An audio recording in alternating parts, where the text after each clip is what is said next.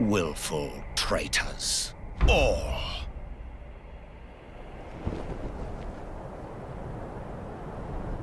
Thy kind are all of a piece.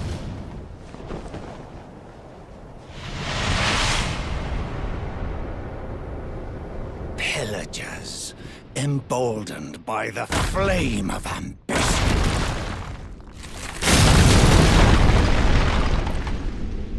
Have it writ upon thy meager grave. Felled thy king Morgott, last of all kings.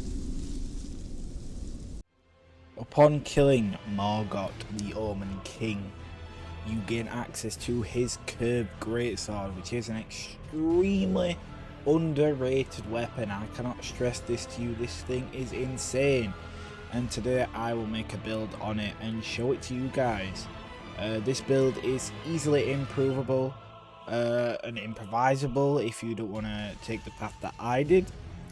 But overall it's a pretty good build. High poise, a bit of bleed here and there, and insane damage, and it fends really well against endgame bosses like Godfrey, the Elden Beast, Malekith.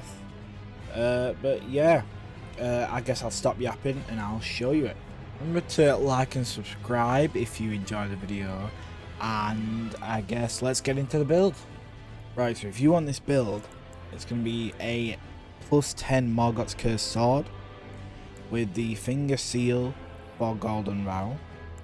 The cosmetic armor set will be Highwayman Hood, Fellowman Cloak, Bloodsick Manchettes, and Nox Greaves. This would give you a light load, but some people prefer to be less fast, more tanky.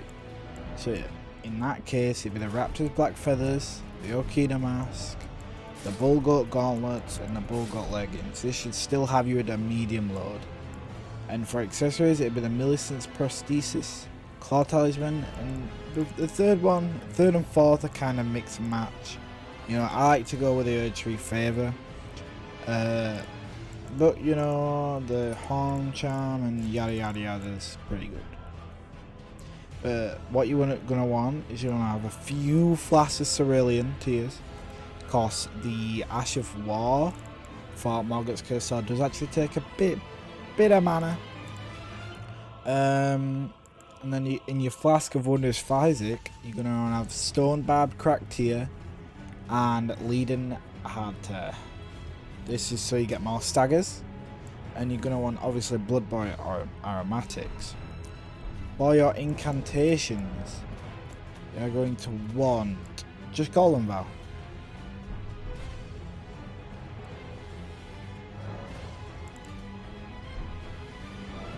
Now if you want to see what my stats are, this is what you want to do. You want to get Vigor to a safe amount, but first you want to get the requirements for Morgott's Sword.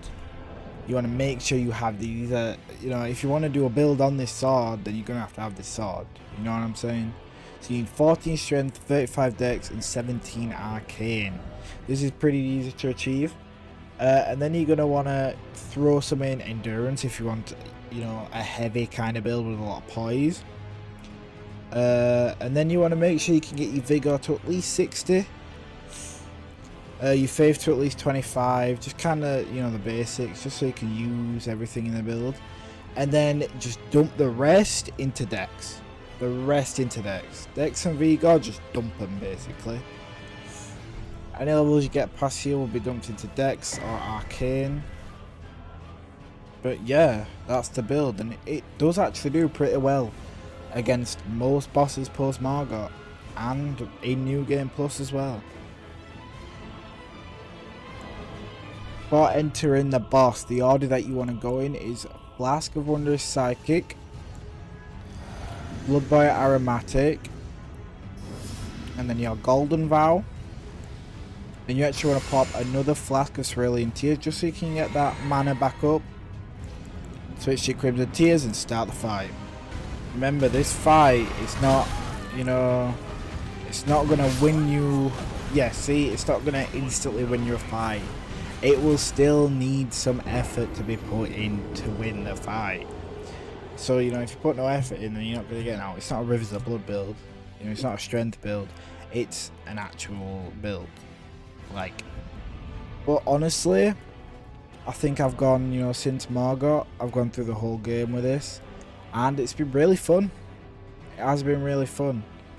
I killed Malekith for the first time without a summon. First time ever. Which is crazy. With this build, but overall it's a pretty solid build. And the drip is just amazing, man. Just look at this thing, dog. Looking amazing.